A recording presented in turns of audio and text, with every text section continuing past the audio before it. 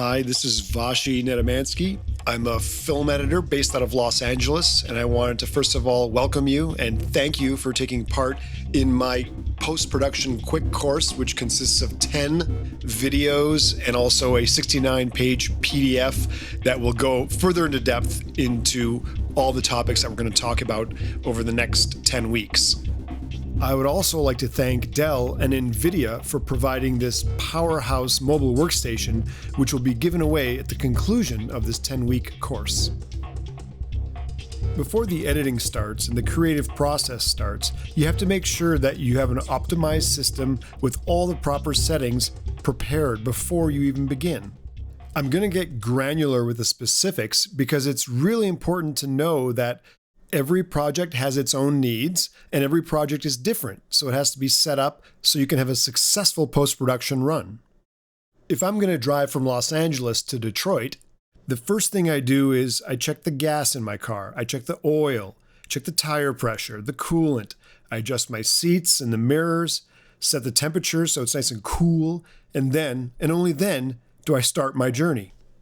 So before I edit my first frame, I make sure everything is dialed in and ready to go. The goal is to make the machinery become invisible, and I can focus solely on the storytelling process. There are 21 tabs of preferences within Premiere Pro, and that's over 120 total settings. I explain all of them in the PDF, but right now let's go over the most critical settings and preferences that you should be aware of. Under Preferences and the General tab, the first thing I do is make sure that double-click opens into a new tab so it's connected to the rest of my workspace and it's not floating, which could be hidden behind the main workspace. I turn on the Show Tooltips option so when I hover my cursor over any icon or any portion of the timeline, it'll show me the functionality of that specific area. Under the Audio tab, make sure that Automatic Audio Waveform Generation is turned on. This will create waveforms when you first ingest any media, and it will live inside the project forever. So you can zoom in, you can zoom out, even while you're playing, and the waveforms will always be there and they never have to be redrawn.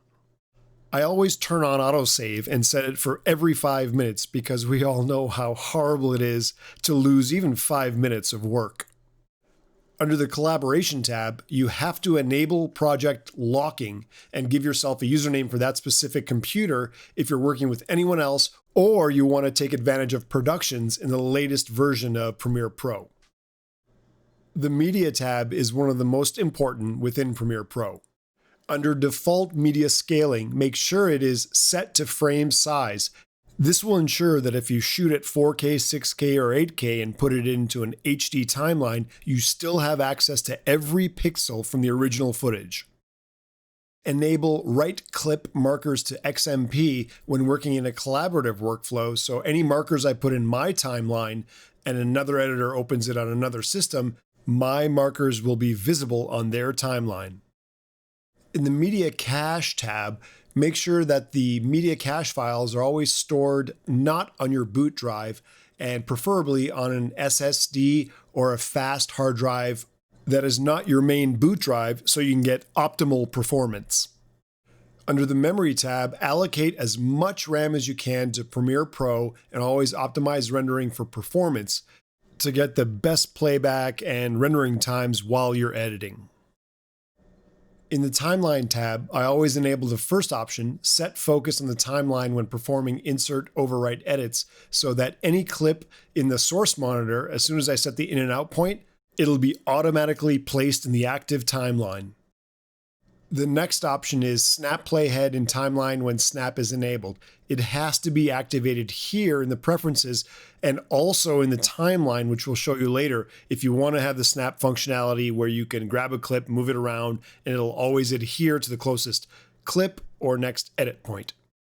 The last two super critical options can be found under File and Project Settings. Under the General tab, I make sure that the renderer is pointing towards my Mercury Playback Engine GPU acceleration so I can harness the power of my NVIDIA card that I have in my system. Lastly, The scratch disks should be pointed towards the fastest storage that I have, be it a RAID or an SSD or whatever I have, but it should be separate from the boot drive and it should be separate from the cache file drive that I'm using for my project.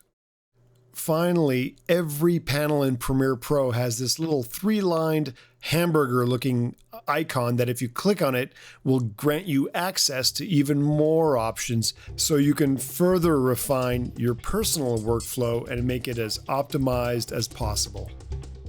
Make sure to download the 10-chapter PDF so you can have access and reference and have all the specifics that I've been discussing. So thank you for taking the time to join me. I shall see you next week for the next chapter.